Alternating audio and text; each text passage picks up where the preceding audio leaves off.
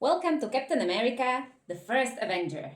In the present day, researchers in the Arctic Circle uncover a buried wreckage of a wing-shaped aircraft. While investigating the interior, two researchers discover a frozen circular object with red, white, and blue motif. Back in the day, in March 1942, Hydra forces led by Johann Schmidt invade a stone church in Tonsberg, Norway, looking for a mysterious cosmic artifact called the Tesseract, which possesses untold powers. After discovering the real Tesseract, Schmidt kills the church keeper alongside with everyone else in the village.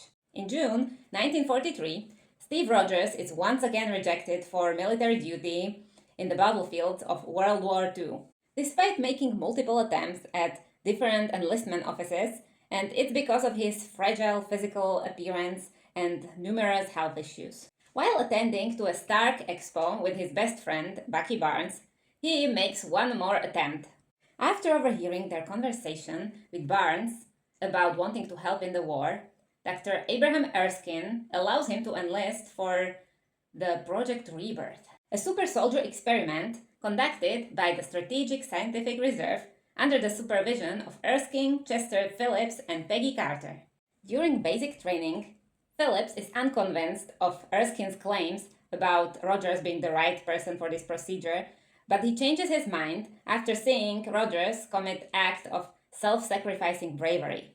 The night before the treatment, Erskine reveals to Rogers that Schmidt underwent an imperfect version of this treatment and suffered negative side effects due to his inner ambition for power and his obsession with becoming a superior man. But he reassures Rogers that he believes that he is an inherently good man and he wouldn't abuse the power he gains.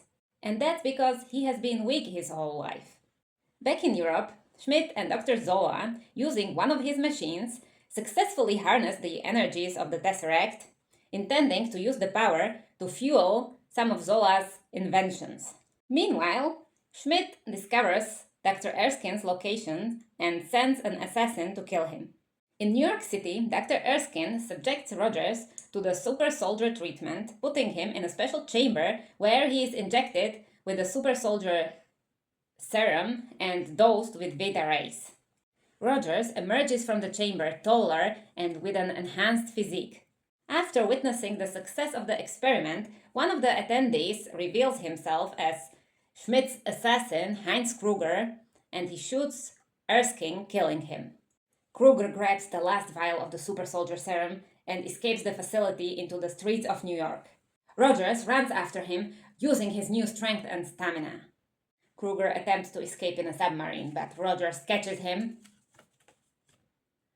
But the last vial of the super soldier serum is destroyed in the process, and Kruger commits suicide by a cyanide pill before he can be interrogated for information. With Erskine dead and the super soldier formula lost, the Strategic Scientific Reserve is ordered to join the war and engage Hydra directly. However, Phillips decides to leave Rogers behind and lets the scientists study him to rediscover Erskine's formula. Instead, Senator Brandt offers Rogers a chance to tour the nation for the USO to promote war donations, to picture him as an ideal soldier, and he accepts.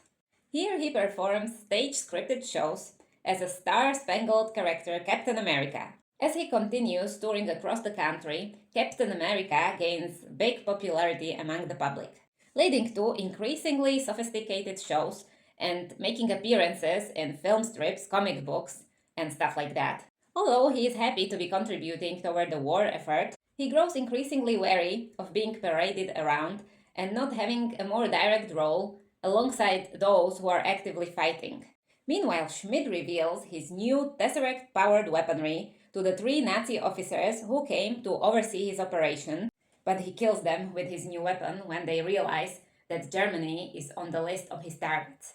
He uses this moment to declare the secession from the Third Reich and claims that Hydra could not grow anymore under Hitler's shadow, and now he's going to follow his own agenda. So Hydra continues to siphon the energy from the Tesseract to create more and more sophisticated weapons, vehicles, and other technologies, becoming a major threat to the whole world. In November 1943, while performing for active servicemen and his ex-colleagues, he learned that Barnes's unit has been lost when they were battling Hydra. Steve doesn't believe that his best friend Bucky is dead, and despite Phillips being against it and thinking that it is useless, he decides to go for a solo rescue mission with the help of Peggy Carter and Howard Stark, who flies him behind the enemy lines. Steve manages to sneak into Hydra's main factory, where he finds and frees most of the captive soldiers, who begin a riot and start escaping. While Steve continues to find Barnes, who he discovers in a separate room where he has been operated on. Schmidt, seeing the prisoners escaping and Rogers moving through the facility, decides to set the factory to self-destruct and to evacuate to another facility. As the building starts to detonate, Schmidt confronts Rogers and mentions their similarities using the super soldier serum. Schmidt believes that they have risen above the normal humans and reveals that his face is a mask, and underneath he has this red skull-like face, which earned him the nickname the Red Skull. Schmidt and Zola make their escape, while Rogers leads Barnes to the rooftop, where they hardly manage to make an escape themselves, and then they regroup with the escaped soldiers and return back to the base. Following the liberation of these Allied soldiers, Rogers gains respect and acknowledgement of his superiors and becomes a high-ranked soldier who can fight now as Captain America directly in the war effort against Hydra. He recruits Barnes and other cool dudes to his personal team known as Howling Commandos, and with this team he takes down other ongoing and known Hydra operations. Howard Stark outfits Rogers with advanced equipment, including a custom combat uniform and a circular shield made of vibranium. Vibranium! In the next 2 years, Rogers and his Howling Commandos lead a strong offensive, sabotaging various Hydra operations, much to Schmidt's frustration. In 1945, the team attacks a train carrying Dr. Zola. Steve and Bucky engage in a fight with the soldiers on the train, and Bucky unfortunately falls from the train and probably dies, while another member of the team captures Zola.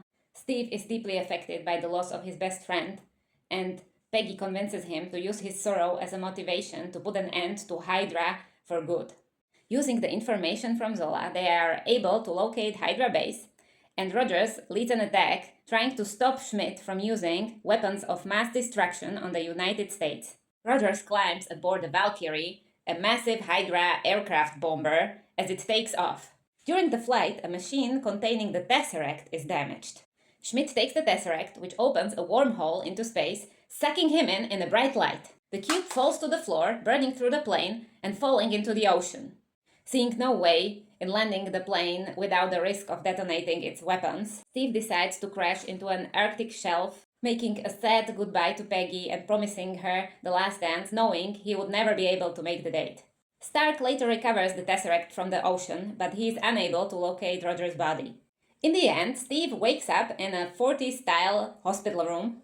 He hears a radio broadcast that seems to be out of place. He flees outside into present-day Times Square, where Nick Fury tells him that he has been asleep for 70 years. Stunned by this revelation, his only answer is that he had a date. A year later, Fury approaches him again to propose a mission with worldwide ramifications.